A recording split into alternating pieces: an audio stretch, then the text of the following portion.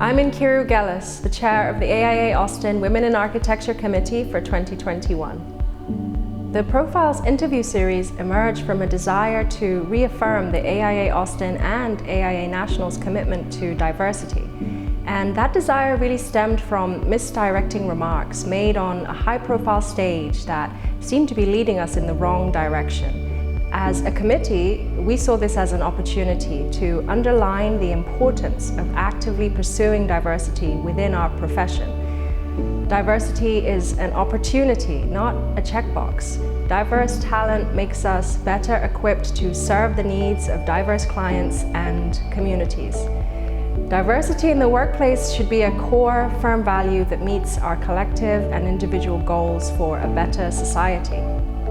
I am Stephanie Lemo, the chair-elect of AIA Austin's Women in Architecture Committee for the year 2021. We are thrilled to present this compilation of interviews that highlight leaders in our design community that are addressing important socio-political issues in our design profession. Diversity is an ongoing effort, not a one-off training session.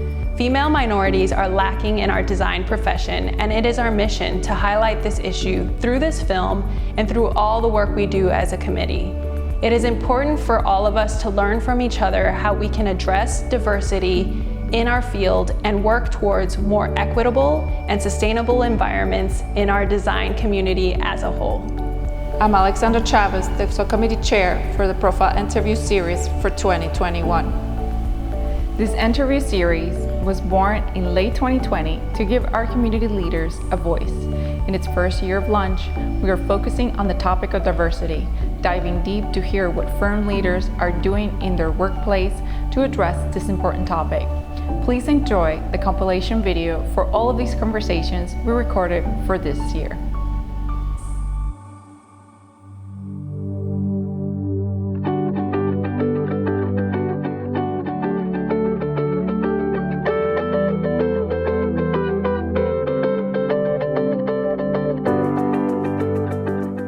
I believe that diversity in itself is not an opportunity. It's actually creating an office that is diverse and allows those diverse populations to thrive. That's the opportunity, and that's equity. Diversity is nothing without equity. Absolutely. We do not feel like diversity is something that we're going to check off and move away from. This is really an ongoing effort, not only personally for each person, but as all of us coming together as a whole. In particular, of course, everyone talked a lot this year, and I think while we had a lot of values of who we are as people, it really felt like we needed to do a much deeper dive, starting. And for us, this was not only about having the difficult conversations, but how to make sure that this is a part of our organization at every level. Check boxes are an anathema anyway, because it's like you're just going through the moves. And I think we've said a bunch of times already that we feel like diversity in our firm and in our work and in the people that we work for has really helped us as people, but it's also helped the projects. The projects have become richer as a consequence.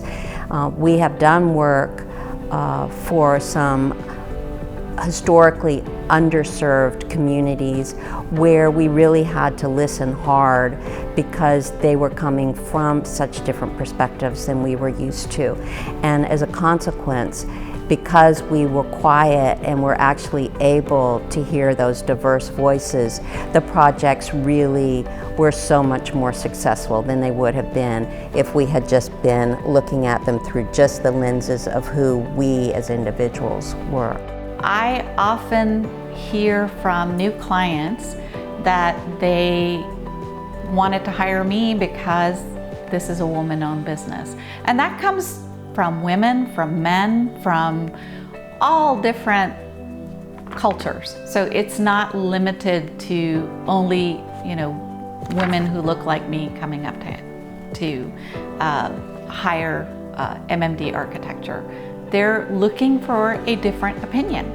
And so they see the diversity in this very small women-owned business that could be a benefit to their lifestyle. It could help them live better, work better. And so that is exactly why diversity is an opportunity. This is a statement that I couldn't agree with more myself.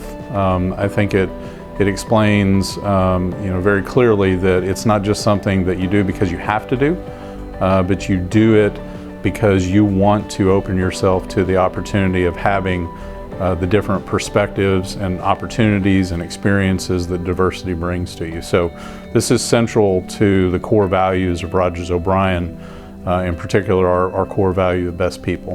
We believe that only by being open to people that have those different things that they can bring to the table do we reach our full potential.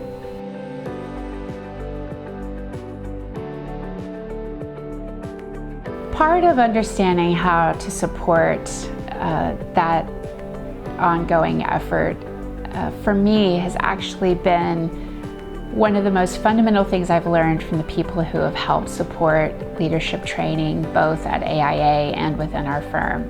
Some fantastic people I've learned so much from, but one of the fundamental things that both of those areas of development have taught me is that there's a fundamental language that we need to learn from each other, we need to create together so that we can actually be moving in the right direction in tandem. And that common language is part of that ongoing effort. And it's also learning how to listen to one another along the way. Yeah, I truly believe it's just not a one-off thing that you do. I know I'm not a runner, but I like the analogy of this is a marathon, this is not a sprint. You gotta keep working at it, and it's going to take a lot of endurance and a lot of work along the way. And sometimes I think it's important for people to remember it's okay if you don't have a seat at the table as yet. As long as you can get to the table and have a voice at the table, that matters. And so to me, I always joke and say, I've been with the firm, I've grown up in the firm, I've been with the firm for about 20 years, and there's all this discussion about, women and about inclusion and equity, and it's all important, it's all major important topics. But I also think that because I've grown up in the firm, we've always seen a lot of leaders that were women. Now there's a lot more work to be done, as we discussed in the past, but sometimes I have to step out of this comfort zone to actually see what the world is, and I think as years have gone by, I've realized that sometimes those instances are anomalies, and it's not just one section of minority, right? Like there's a lot of other minorities that need to be represented, especially in architecture and the construction field. So what we have really looked at is how can we expand that worldview? How can we change what we're doing and learn and do better? So we have looked at different ways of reaching out to other schools of architecture to attract talent, schools outside of Austin, schools outside of Texas that represent a more diverse graduate that we can bring in to our office to really collaborate with us on design and bring in those different voices to our projects that we're looking for. I don't think that you can train someone respect. You can say it, you can elevate it, but I don't think that it is a statement that you make in a training session at all. I think it is how each of us behaves individually, as a team, how we demonstrate that respect for one another, how we respect each other's ideas and each other's backgrounds. So definitely I do not believe that it is a training that can take place. Certainly that could be a starting point or a re-establishing or re-engaging of a core value that we believe. I definitely think it's important to make it a conversation, to make it a discussion, but it would not have the impact if it is only talked about or addressed in one training and that's the end of the story. Then everybody goes about and does their own thing.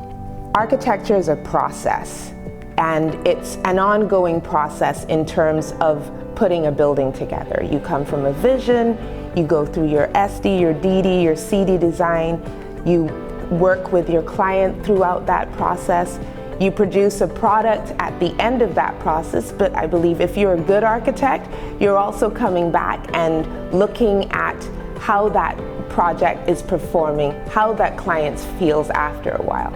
And much in the same way, diversity is the same thing. You know, I mean, you have to be working at it all the time, but it should become part of the natural process of delivering a project, of imagining architecture, of working with people.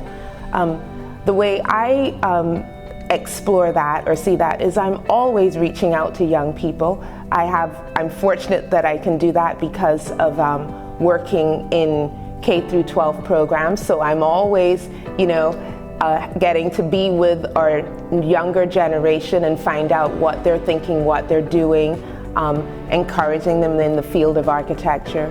And I believe that, you know, with just reaching out, engaging with your new architects, I think you're always going to be, it's always going to be an ongoing effort.